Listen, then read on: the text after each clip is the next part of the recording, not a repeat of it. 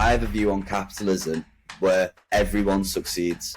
And the real capitalism is when everybody capitalizes on opportunity, not when the biggest people capitalize on opportunity. So these secondary markets exist everywhere. Whoever belongs to that particular industry and is smart enough to explore that option. Like, for example, I've been in crypto for so long, even I can't do what some of my friends do. We want everyone to have access to the best developers doing the best development sites in the UK. And that's the simple truth of it. I want people to be super happy and super excited to be in these opportunities and have them available to them, because just like you said, that the banks don't let you have that availability. Your approach towards affordable housing is something different.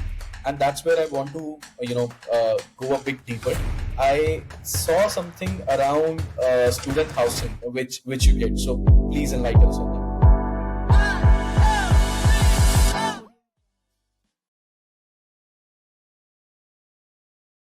Hey Max, welcome to What Are You Tokenizing? We're excited to have you here today. Thank you very much for having me, Harman. So, as I understand, you're currently calling from UK. Yes, northwest of the UK. That's amazing. And I think from the perspective of what you are building, it's one of the perfect markets, considering the dynamics of real estate and tokenization aspects.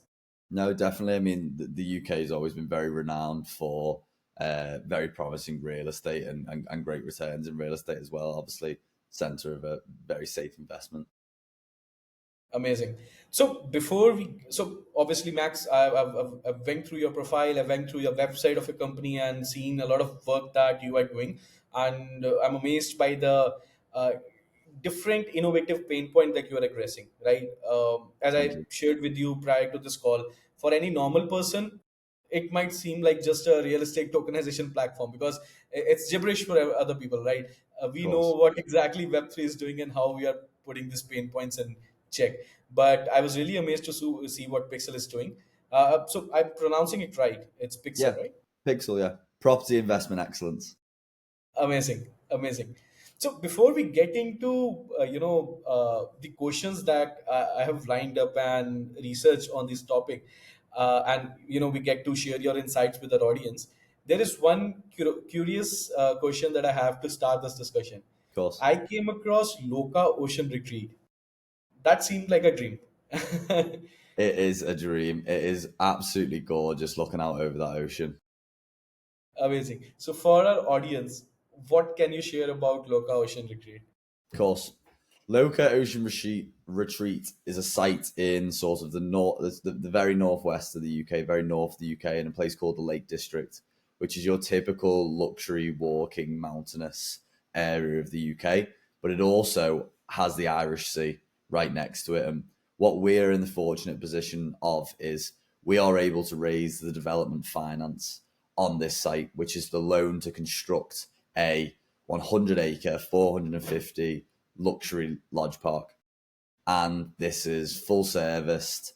And that's what we're bringing to our investors, the opportunity to invest in a spectacular retreat, which is what it is, but also to gain the same APY and the same interest and yields as the bank would if they were to invest in Loka. And that's really the principle of PiXL. Amazing. I remember it's 11% APY, right?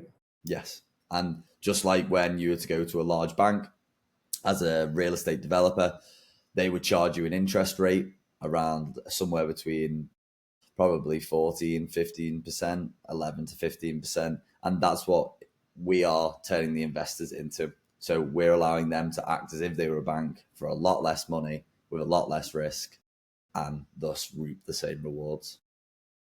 Beauty of decentralization, I'll say. Completely. Yeah. And how does it work? So if let's say I'm an investor, I invest in Loka Ocean Retreat. By the way, I love the name as well. So do I get to visit the retreat as well, and I have some rights in that? How does it actually work? So people try and complicate the process of blockchain a lot of the time. For me, blockchain is just the technology behind things to power it. If I didn't have to mention blockchain, I wouldn't, because it's like a buzzword and people get scared, but it's the exact same legal structure, the exact same principle as us as a team of developers going to the bank. We give you the same security, the same compliance, the same KYC. It's the exact same. So to answer your question, how does it work? You invest, let's say, a minimum ticket size of 1,000, because that's what the average person will be investing, around 1,000 to 10,000. You invest, and you then are a loanee. You are a capital allocator, and you are a loanee, just like the bank. And you are loaning that developer the money to build the lodges, to build the site, to build the groundwork, everything that goes into building a site. That money holds a first charge on the site. And in real estate terms, that's your buzzword. That's what everyone looks for. It's who's got first charge, who's got the first right to the site. And first charge just means if there's any issues, if there's any problems, if anything happens, you have first right to that site. Whenever money comes back in, you are the first person that is reimbursed on that site. And that's the major security, that no matter what you say, no matter whatever sparkles get thrown on security of real estate and whatever, if you hear the word first charge, you're on a good path. So how it works is you will be invested, you will be loaning that developer the money. You have a tokenized loan, an SPV tokenized loan, and that's what's tokenized. So you don't actually run any risk of owning part of that site. And a lot of people in this tokenization world are going down the route of ownership. And ownership is great, but ownership comes with a lot of risk. And there's a reason why banks don't go with ownership. They go with a loan and a first charge, because they don't have to deal with all the headache that ownership comes with, because they are just owed that money. They loan the money. They know real estate's a good asset to loan into, and they are owed that return. Doesn't matter if the site performs well, performs bad. Doesn't matter if the site floods. It doesn't matter about anything. They are owed that return, and that's what we're doing to our investors. And obviously, that puts developers at more risk. But this is the game. This is the game we're playing, and this is how we want to benefit investors, rather than going to the bank. Got it. So the person who tokenizes this property, is it an individual or a company? So we tokenize it. So PiXL have built a tokenization engine and an investment management platform. So our PiXL as a middleman, which is what we are, an investment management portal to invest into tokenized development finance, construction of real estate. We also have a tokenization engine, so we're full scale with our software. Got it. No, so for example, this Loka Ocean Retreat, right? Does PiXL own it, or someone owns it, comes to PiXL and then tokenizes on your engine? So how it works is PiXL is just a middleman platform. So we are Yes. bringing the largest and the biggest developers in the UK to our platform. So we actually have hundreds of millions of development finance opportunities ready to be tokenized and ready to have capital allocated. So in regards to supply, I couldn't be more grateful, but we have some of the best people. You can see part of our team. You can see the people that are involved with us, like Anthony Kilbride is working quite closely with the team. You can see him on the website, but we've got some really massive players who are I'm really grateful to be a part of us. Now it's all about demand and finding that demand. So how it will work, developers who we trust, as well as our team of developers ourselves. So we'll be in joint venture agreements with these developers and also be developing, which will be a bit of a double dip. We will be partnered with them. PiXL's just a middleman platform, but we'll also be involved in these investments, and they will be developing it. And what's most important for the investors is we have the most reputable and largest developers in the north of the UK. And that's what matters, because track record is what matters. Absolutely. And you rightly mentioned being grateful for supply. That's a true term. It's not easy to get that kind of supply. And it's, I think, largely it's because of the geography or the area that you are in. I remember UK being one of the earliest adopters. One time when I heard about Bank of England exploring CBDCs back when CBDCs was just a like new concept that people didn't even know about. Then I remember a case in UK back in 2020, I guess, where someone used a smart contract to prove his case in the court, and they agreed to use it, just like an email. They use the smart contract. Again, one of the first courts to use that, and similarly, so much more. The UK is great for many things. I mean, tokenization in the UK is only just starting off. There's other places like Dubai that are, I think, are a few more years past, a few more years ahead. I also think sort of like Saudi Arabia a few more years ahead. I think America are about to have a really big jump in where they are. I talk with some very intelligent people in this space, and they're very bullish on what the SEC is going to come out with for tokenization through America. And I'm really hoping that PiXL can lead the charge in the UK. And I think they will, because we have the most reputable people, the largest developers, and we have some of the most extravagant sites that you will find, like a Loka being so beautiful. I want to bring really cool investments to the whole world. So not only are they just invested in tokenized real estate, but they can brag to their friends and be like, I'm invested in a ocean retreat. I'm invested in one of the biggest skyscrapers in the north of the UK. I don't want to Yes. do things on a small scale. Anyone can have an apartment in Canggu, Bali, and Dubai. I want people to be in the coolest developments they can. Amazing. That's a vision that we definitely would love to keep tabs on, how it's progressing, how things are going. It's exciting to hear that. And one thing that I could get from all this conversation is a lot of real estate companies are trying to solve the problem of affordable housing. That's their main agenda, right? Somewhere in between of owning a real estate and APY, they forget the whole initial reason of tokenization or decentralization, which is to have a stable, secured income that you can count on.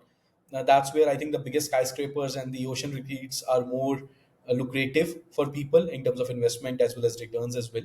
But your approach towards affordable housing is something different, and that's where I want to go a bit deeper. I saw something around student housing, which you did. So please enlighten us on that. Yeah, so to be honest, Pixel's got a lot of visions and we've got a lot of access, like I said about the supply. So you mentioned some great points there. So for example, one thing we've noticed since COVID is in the UK, people are holidaying within the UK a lot more.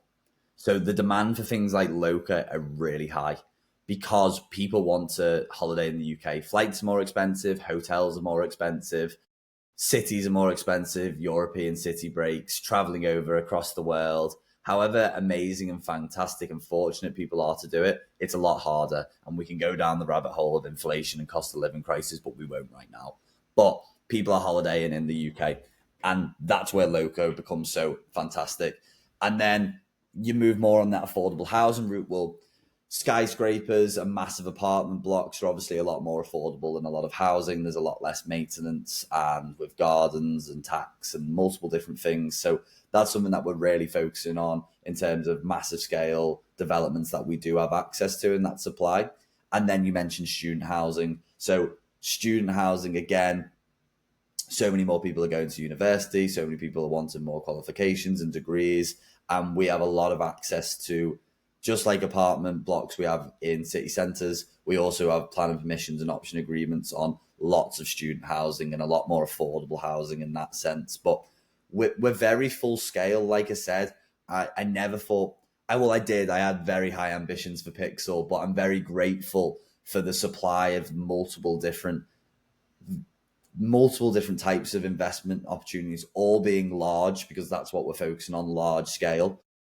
Multiple different, I mean, we've had access to F2 training centers, and I want to bring really peculiar things to our platform because I want people to talk about Pixel and I want people to be involved in peculiar, fantastic investments, something they don't see before. I like shocking people, I like exciting them because then people talk about you, and it's free marketing. Absolutely. And in all this conversation, I kept on remembering the first thing that you said when the conversation started, that if you didn't have to, you wouldn't even use the word blockchain so that people don't get confused with it, right? It's easier to give them the right engine without telling them what's behind the engine, right? How Of often course. do you open the hood of your car and check what's working or not, right? Never. So you want to have a car that drives safe, that drives fast. You don't want to check the engine every time, right? So that's a good perspective on that. Related to those terms, this is one point that I keep on bringing a lot. In Web3, most people, they build a solution, then they try to find a problem that fits that solution. That's what happens, and that's what's blocking innovation. But at the same time, there are people who bring traditional experience, who know the industry in and out, and then they choose Web3 because it's the best option. I've seen a lot of people in carbon credits that are doing this. They have tried multiple ways to bring carbon credits on chain, but they are not able to have anything good. So they know that engineered tokenized carbon credits are the way. Similarly, I know for a fact that you have so much of tradition experience that obviously becomes natural from your way of speaking about properties as well. First of all, I would love to know more about the experience that you have previously, Of and course, then how that experience connects with what you are doing right now, how Web3 became a means of putting that vision into reality of rather course. than just being cool. No, definitely. I mean, my personal experience, I've worked in asset management firms, so I've worked in investment in funds. I've worked in tech consultancy sales for one of the largest tech providers in the world called Gartner. So I have experience in a few different places, and it was all sort of always pushing me towards Web3 and blockchain. And because I was interested in the new, I was interested in what could be rather than what has been. And that's always something that's excited me from my entire life. And I rekindled with the other co-founders who were part of PiXL, Branner and Danny, as well as Cam, who's our CTO, who's built an excellent platform. But I rekindled with Branner and Danny, who have been in developments for years. And they were telling me all about the problems in developments. And this is where it starts. So just like you said, rather than building something and then trying to find the solution, they had so many problems, and it was like, Max, how do we bring this to Web3, and how could Web3 help? And that's what they presented to me. And through rigorous months and ups and downs and different conversations, it was, what do you have access to? Who do we have access to? And what are the problems? And it kept on repeat, on repeat. And PiXL just grew and grew and grew and grew. And it was looking at the market, seeing what people are doing in the market, what can we do different, and what are the problems we see. And the typical problem is the banks are charging developers so much money. The banks are putting really high interest rates on developments to go up, and the UK government and investors, the UK government want more houses, so the cost of living crisis reduces more and people can have homes, but so many people can't get involved in properties because they're not going up fast enough, and they're getting too expensive. Multiple other things in multiple other sectors, but that's the basic principle of it. And what we can do is we can become that middleman to bring finances together to make, or we almost become the bank, but we make our capital allocators the bank. They get still the high rewards that the bank would get, but maybe 1 or 2% less than the developers would be getting charged by the bank. So we do right by the investors because we give them really high APY opportunities, and we do right by the developers, who are going to be us and our trusted partners, by reducing what they'd be offered from the bank by 1 or 2%.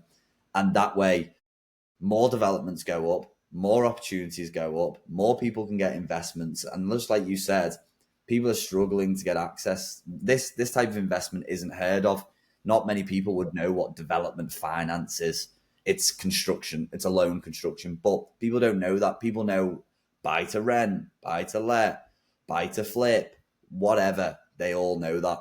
So this is very new to people. But again, like you said, people are struggling to get housing. People are struggling to get these opportunities. And what this does is this brings people on a small level to push their money up, get better than what they've got sat in the bank doing nothing, and have access to multiple development opportunities, increase this money. And ultimately, I want people to invest with PiXL, put their money into safe developments that we've got going on, better themselves, and not have to worry about this cost of living crisis as much, be able to have their piece of the ladder, be able to get onto the ladder earlier, be able to get these returns that banks are keeping away from us, that large institutions are keeping away from us. And then that goes back to the whole principle of blockchain and decentralization and being the man of the people and all of that stuff, which is great, and that is who I am personally. But on the front and face of it, this is a great business that's going to really help people. Amazing, amazing. And people, I'll say people like me who are not in this industry of development financing don't realize usually that 1 to 2% might seem small from an outside perspective, but in many cases it makes or breaks a construction process, because there are thin margins until it becomes the biggest, until it completes, and it's a different journey, difficult journey for a development company in that regards, right? But I'm sure it would have been an amazing brainstorming sessions between you and your co-founders, from going Definitely. towards how to replace banks towards development financing being the best option, and then uh, leading to people becoming their own banks. That's a uh, I'll say that that's a journey for a bigger conversation sometime. So, what were the what were, let's say, other top ideas or areas which you felt like were important apart from this development financing that could have been on blockchain? Well, this isn't to say that these things aren't not to come to PiXL. I mean, we have them in our roadmaps. We have these opportunities that we're definitely going to be able to explore, and we are going to definitely think about bringing. So, lots of tokenization platforms now who have access to real estate are doing on-plan rental yield, and that is something Yes. PiXL can do. We have a tokenization engine and we have an investment management platform. So when Loka does complete, we have the availability and we have the access to put some lodges on plan. People can buy into equity of a lodge and get the holiday pay and the revenue from that lodge. That is something we can explore, and it's probably something we will explore at PiXL. So you have those on plan properties.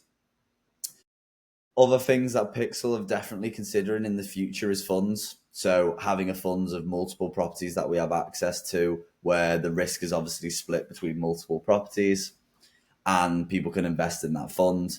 That fund's tokenized. People can invest, and then moving forward, they have that 6-7% APY that they might get from a fund, or maybe more, 8%. These are options that we can definitely go down with PiXL. We very much have it.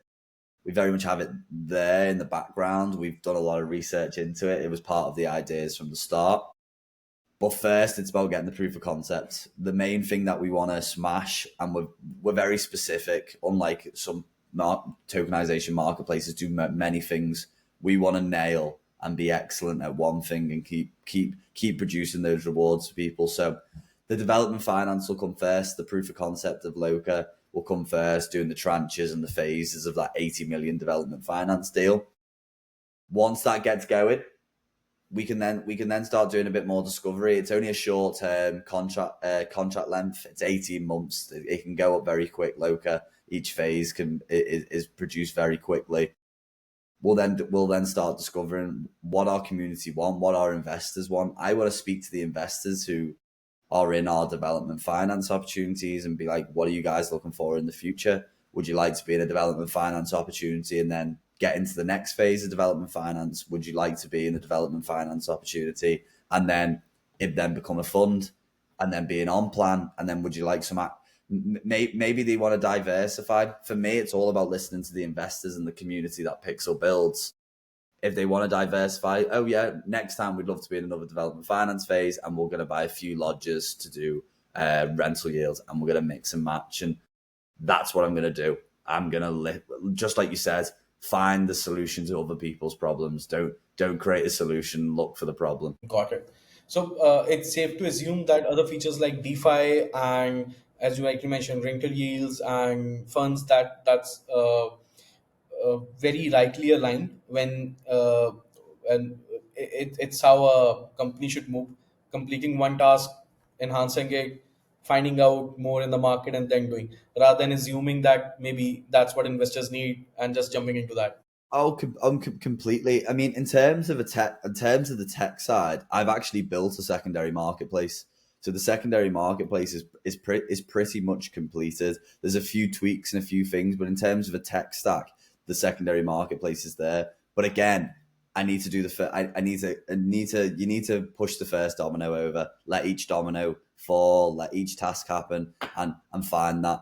I mean, as a business, we're also working with multiple DeFi related projects. We're in the Plume ecosystem. So we're in multiple conversations with the likes of Gauntlet, who do collateral of RWA tokens. We're speaking with Nest. We're speaking with Rooster. We're speaking with multiple Plume businesses. They're just balloon businesses that are very DeFi orientated, lending orientated, collateral orientated. And once we do release Loka, you're going to see these partnerships unravel. You're going to see these very cool DeFi opportunities in the space, and the people that are very interlinked in the blockchain world, who've got a lot higher sort of blockchain IQ, crypto IQ, they're going to be able to see these opportunities. But again, I just want the average guy, the average woman, the average person to be able to see this is an investment opportunity. You invest in stablecoin, you're locked in, done.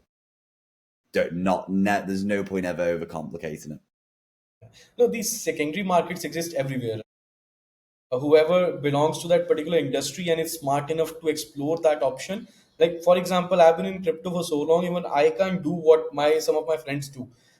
They have so many different wallets on different chains, and they know all the DeFi platforms where they can get the highest APY at what time. It's not easy. It's a full-time job, I'll say, right? Yeah, Person who is already running a business, he just wants his funds to be safe somewhere to give APY. Yeah, there are options, but it's not worth it to spend so much time on for that person, right? it's So too much. yeah, 'cause sometimes I get lost with all the wallets that I have to maintain, so I don't do it at all. I agree. Yeah. So, but overall, one, I'll say the dark side of this whole scenario, or the difficult part of this whole scenario, is the biggest hurdle that every project in crypto faces right now: regulations and KYC and AML integrations. What is Pixel doing to handle these changing regulations? Not just in UK but globally, wherever you want to launch. And how are you maintaining that KYC? I know you are doing manual process to Web3, but how exactly is that happening? Of course. Uh, Again, probably similar to the question we spoke about before. A lot of people like to overcomplicate this. A lot of people like to think that because it's Web3 and it's blockchain, it's a new industry and it's super scary, that laws change and regulations change that we've had in place for 100 years, 50 years, and they don't. Maybe I'm bursting people's bubbles, but they don't. We are we're a team of developers. We're working with the biggest developers in the Northwest, and everything is going to stay the same. Every process, every audit of the site, all the boring things that happen in every development, just because we're using blockchain to do the financing, all stay the same. And just because we're using blockchain to do the financing, again, it stays pretty simple. It's a loan note. So a loan note isn't a security. So that's where Pixel doesn't have to go as deep into the regulations of what a lot of other projects do, because they're offering securities. If we were to start offering on-plan properties, we would then be in security territory. But a loan note, a debt note, a development finance opportunity is not a security because it's a loan to construct. So then you ask, okay, well, how is my investment secure? Straight back to the point we made before, you have first charge on the site.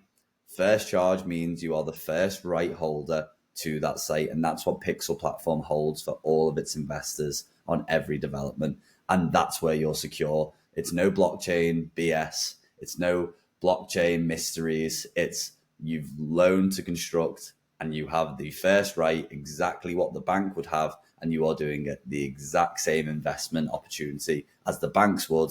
And the banks know how to make money and do it the most intelligently. And that's what we're bringing to our investors.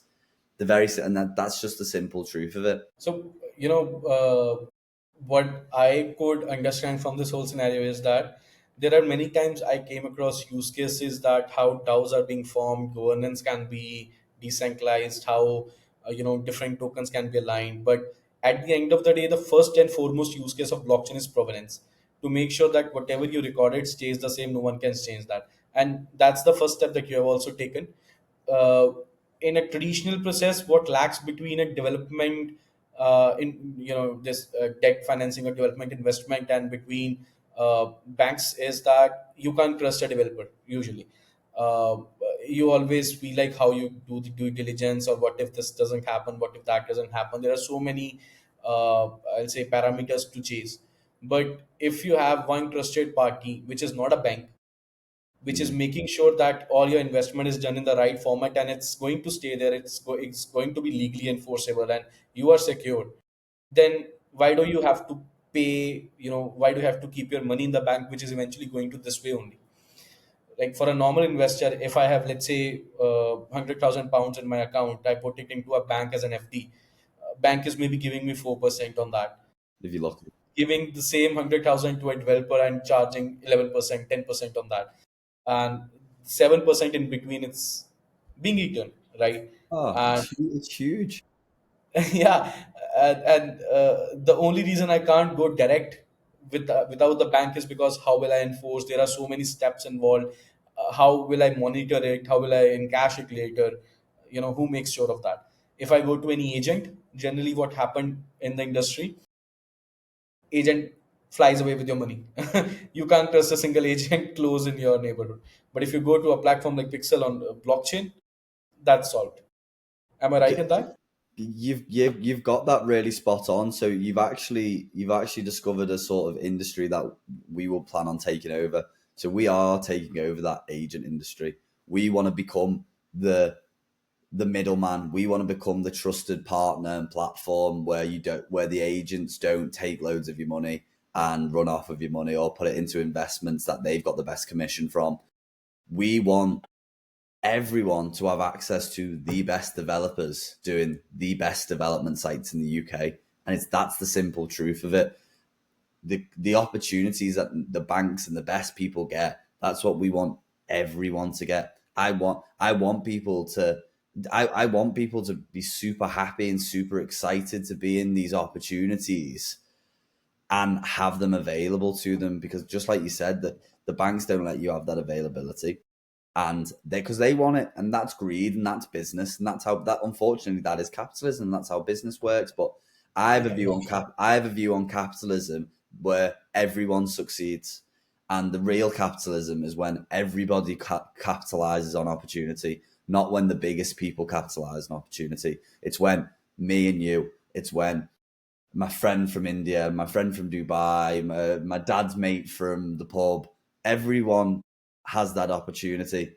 That's what I like. That's what gives me more of a thrill and more of an excitement. If I can help people do better and invest well and invest better, then I'll go to sleep a lot sounder at night.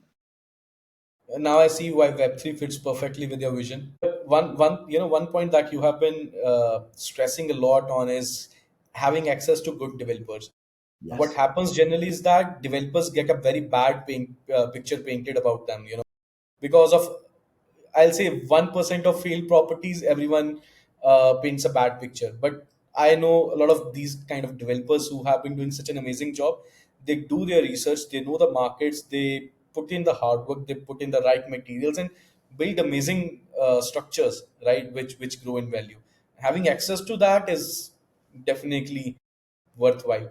But it's my major USP, Harman. yeah, I have it's again, you're only as good as the people around you. And my major USP is the fact that I have access to the best developments and the best developers. And my team are developers as well, and they're amazing developers. And we'll be in joint venture agreements on these developments. But that's why we're super lucky. And yes, you stress a point that there is some horror stories in the development worlds that can happen, and yeah. there is untrustworthy developers, but those developments, people again are buying into the equity. They're not investing into that property as a bank. They are investing into that property as a retail investor, buying an apartment off plan. So they're buying the apartment off plan before the site is built. And you do not have the same security as you would if you are acting like the bank, which is what I turn my investors into. They don't have first charge. They don't have a right to that money. If that site goes, that's on their risk because they've invested into the equity. They have not done a loan structure where they are confirmed they have to get their pay and their money back. There are so many legal loopholes that people don't know about, and this simplifies everything. Even This though you just become the bank. There you go. yeah, Banks do it right. Do it as the bank. I've seen many people try to be, like we are the smartest investors. We went through all the contracts with this developer. We are buying into like we are putting money in a flat in this particular apartment in this building. We are secure. We are safe. As soon as that building goes bankrupt, they are done. They They're can't do gone. anything, right? And Gone. in developing countries it's more frequent, it's Of more course. common. Developed Yes. nations are sorted, right? But developing countries, this happens more. It's in the word, it's developing. So that's why completely agree with you there. So I feel like we have been talking too much about, let's say, real estate. I would to shift focus a bit on some blockchain related things that I saw that you are doing. For instance, I saw that Pixel is partner with Plume, a layer one blockchain in RWA tokenization. Yes. How did that happen? What was the reason? Why Plume? So a few reasons. Plume have got a really big RWA presence. So Plume are really pushing their sort of them as a brand, which I really like. I thought it was really cool. I think they're getting a lot of RWA projects and building an ecosystem, and community always helps. They've got a really nice drive of pushing us to the correct partners and pushing us to the correct people. So that's a first. That's one reason. I think also Plume have got some great tech behind them and a great team behind them, and I've been really enjoying their work.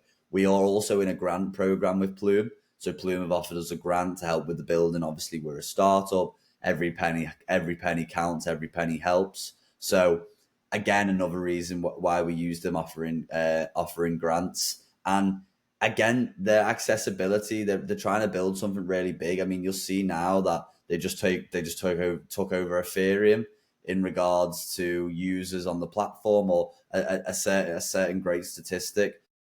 Again, another reason why we're using Plume. So they're ticking a lot of boxes, doing a lot of things right, and they're also open for us to work with other major blockchains and to work with them and work around them.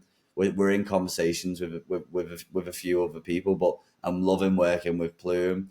I'm hoping that they can really help us with these capital allocators they're connected with, and yeah, just to grow as a business and grow in that blockchain world. Amazing, amazing. I'll definitely check out more about the blockchain. From my background, I've been working with a lot of blockchains previously. I used to be a developer around 7 years ago, so I know in depth on the architecture. I've left that. It's a very old thing, I'll say, but still, I always love to understand the architecture of Yes. how a blockchain is working. That's why I'm always interested in knowing these kind of things. So apart from this, you also have another company that works in GTM, right? In which, Or sorry? you also have another company that you are leading that works in GTM, pre and post TG. Go to market strategy. Okay, amazing. What's that about? Which partner are you referring to? So I saw that there's a platform partner which is Chainwise 5. Oh, Chainwise Ventures. That's one of my marketing. That's my personal marketing company that I'm the founder of. We're working with a few go-to-market providers. So we're also working with a firm called TG Ventures. They are another marketing provider, and they've been the major marketing provider for PiXL, and then also myself. I run Chainwise Ventures, and that's something that I use as a marketing play and help other projects in this space with affordable marketing strategies that work. Huh, amazing. Because generally you don't come across a lot of GTM companies in pre and post TGE strategies. That's why I was intrigued by that. It's uncharted territory for a lot of people. Even though Oh, they start blockchain definitely. projects, TG is. It's really difficult. I mean, that's why I have a small marketing company that just does the basics. So there's a lot of teams that get charged a lot of money, and it's very expensive to bring in these moderators and the organizing of Telegram channels and Discords and all these little things, and having the social media and having like proper 3D Adobe designs. That's what I cover. I sort of call myself a starter package. I'm a marketing company that gives you your base foundations and your marketing team for an affordable price. And that's what that's what I do at Chainwise Ventures. And that's how I come into teams and help them out to be very affordable and make sure that they have all the tick boxes that they need ticks. And then from there, they can build, they can feel comfortable, they're looked after, my team can look after them. And yeah, I mean, PiXL's been, you've been heavily working with TG Ventures. Obviously, I'm on the team as the CEO of Chainwise Ventures. So we're at PiXL's in very good hands. Oh, amazing, amazing. That sounds great. And just having that TG experience counts very big for blockchain companies. Again, it's one of the most undervalued things because people think, okay, we have created the token, it's easier, just launch it. But there is so many mechanics involved. It's Sometimes tough. your head bursts. There's so many different companies that do so many different things, that offer so many different packages, that do so many interesting and random things. I always say the sort of the crypto industry is built on so many different foundations, and there's a lot of moving parts, and it is a bit of a jungle. It's a bit of a maze. I mean, it's an early industry, so these things always improve with time and with education. And bad things do happen, but good things come out of bad situations, and people learn from and mistakes. I believe that because of these situations, because of different foundations, different ideas, different ways that people think, innovation is also accelerated in the crypto industry. Of course, Every day you find new concept. Every 2 months, 3 months, there is a new industry inside crypto that's booming. Every year there is a different reason for the hype cycle. of Like, course. there's so much in crypto that you can't keep up with. Completely. And I mean, I think start of this year and the end of last year, AI was massive. I still think AI is big now, but I think RWA, real world assets, where PiXL is really booming. I'm seeing so much RWA, everything RWA, and I think that's down sort of like Gary Fink and America and the Middle East are really pushing it. I think RWA is really it's booming now, and I think it's gonna continue booming massively because for me, it's real. That's why it's real world assets. It's a lot more real compared to a lot of the industry. No, I read a quote somewhere. I used to post it a lot. There was some person, I don't recall the name. He said that one day everything will be tokenized on the blockchain, no matter what you can think of. It will be tokenized because this is how liquidity enters the world. But we are still early, but yes, that's definitely there. It's a great So, way for ownership and accessibility as well. If you believe in accessibility, I mean, a lot of people don't, because not giving people accessibility can also level you up. But if you believe in accessibility, and I believe in global accessibility, then yeah, blockchain for you as a technology is there for you, even if you don't need to know about it. and nothing levels you up like healthy competition. Yeah. So, I, for me, I struggle to see competition. I think and that's not from an arrogant perspective, but the space is so small. If another business that does what I do does really well, for me that inspires me. That one, they can do it, so I can do it. But also, there's enough for it. There's enough going around for everyone. There's always going to be developments. I know I have access and supply to amazing amount of developments and developers, and confident within my company and who I am as a person. So I love seeing other people do well in the space. I love seeing the institutions getting involved, because the more that this becomes normal, the more that this becomes educated through podcasts like yourself, which is really amazing, the more PiXL will do well, the more my competitor will do well, the more if he does well, I do well. We'll laugh about it, enjoy it, and everyone does well then. at the end of the day, the pie is too big. Yeah, So that's the thing. So I know I've taken a lot of your time, Max, and there are just two more questions that I am really looking forward to get your insights on. And these will be more personal questions. It's of not course. related to industry, but your personal opinions that I really wanted to get. And these are the questions that I always use at the end of the podcast. Cool. So first, what is that one thing that you feel like can support your vision becoming a reality in the next 3 years? What is that one update in the world? Maybe regulation, maybe big institution that's coming, maybe a big developer that's adopting RWA, maybe a country that's picking up. What's that one thing you feel like if this happens, my industry is going to pick up more, it's becoming more relevant? Great question. Hmm. I think institutional adoption.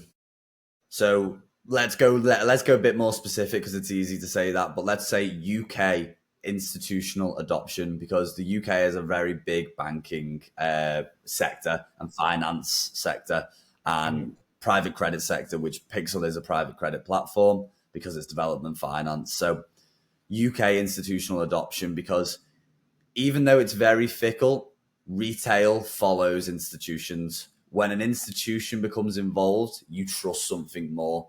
I'm not saying that should be the case, but that is the reality in our social norm. That's the reality. Because Yeah. if the normal average Joe sees that big institutions are involved, they feel safer and more trustworthy to be in something. So for me, the UK institutional adoption of tokenized development finance, tokenized real estate in general, but tokenized development finance and tokenized private credit, that will be the thing where, right, it clicks. The average investor, the smaller family offices, the angel investors will be like, ooh, that institution's involved. I can get involved. I back that now. I've been watching this for a while. I like this. Right, let's do it. And I don't think that should be the case, but it is the case. And that's how normal social realities work. Yeah, that's when the FOMO kicks in and FOMO drives it Of course. eventually. And the big institutions only get involved because they realize that they want to get in first and they want their greed first. And Yeah, again, it's the it's same cycle. it's the same cycle, but everyone will have the same opportunities. Amazing. Finally, one last question. What is that one particular building or city line that you want to see tokenized on your platform?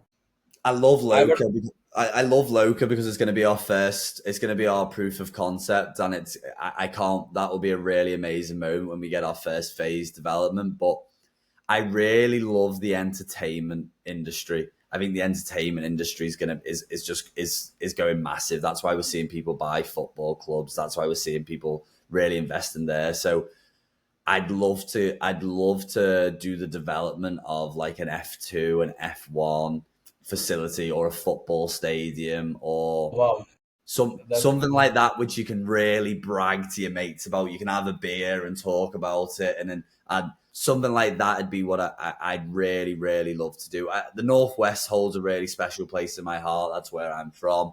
Um, that's where I've grown up. So obviously, being in the north of the UK, it'd be really cool. But bring in, obviously, I love Loka. I think Loka is going to be fantastic, and I have a lot of love for Loka. But yeah, something in the entertainment, something in the sporting world, I think could get real hype and get people really involved. Amazing, amazing. No, so, the reason I asked this question is because it helps define the grand vision. I have so many good answers to these questions. Someone wanted to tokenize Eiffel Tower. Someone wanted to tokenize the Hong Kong city line, skyline, right? So, and this adds to it, right? The entertainment sector, one maybe football club or F1 track that's being given a decentralized ownership. Anyone can own that. For a fan, that's a big thing, right? Oh, massive! And imagine if you turn round to your friends and you said, "Oh, I helped with the construction of that stadium. I was one of the investors to build that stadium." I just think that's really really cool and something that I'm going to be trying to sniff out an opportunity like that. We've had some opportunities in terms of motorsport developments like training tracks and things like that. So once Loka's done, well, there's so much more to come with Pixel, and yeah, looking forward to more cool And I stuff. believe the industry is warming up to it. I think last time this recent F1 they had the biggest sponsors were in crypto. Yeah, And previously FIFA and other players they all piloted tokenized tickets. They put tickets on blockchain. It's tokenized ticket at the yeah, end of the day. They don't call it it's maybe, all but coming. NFTs is tokenized tickets. So I believe in that. But the industry is warming up to your ideas. Oh, definitely. I mean, we're seeing so like OKX were a massive sponsor in Monaco on a lot of the race cars, and yeah, you see lots of clubs now. I'm a massive Evertonian, and Stake has been a massive sponsor of Everton Football Club. Yeah, it's all coming. I'm hoping Pixel is going to be on all that branding too. Amazing, amazing. No, I'll be looking forward to that. Thank you so much, Max, for this insightful discussion. I think the kind of insights that the audience will get, it's priceless. but most importantly, the perspective that's here, it changes things of how we see, right? For me, previously, just the idea of tokenizing a land and owning a piece of land was one part, but if we see the legalities and the real life scenarios, rather than owning a piece of land, owning a piece of a business, I'll say, in a sense, Private is credit. That's why Pixel's private credit. Development finance is just private credit, and owning a piece of a loan to a business is it's just it's so much easier, and you're doing it in an asset which is a lot safer. absolutely, Definitely. absolutely. Thank you very much Thank for you your so much time today, again, Harman. Max. Sorry. Thank you very much for your time today. Thank you so much, Felix. Thank you. Cheers.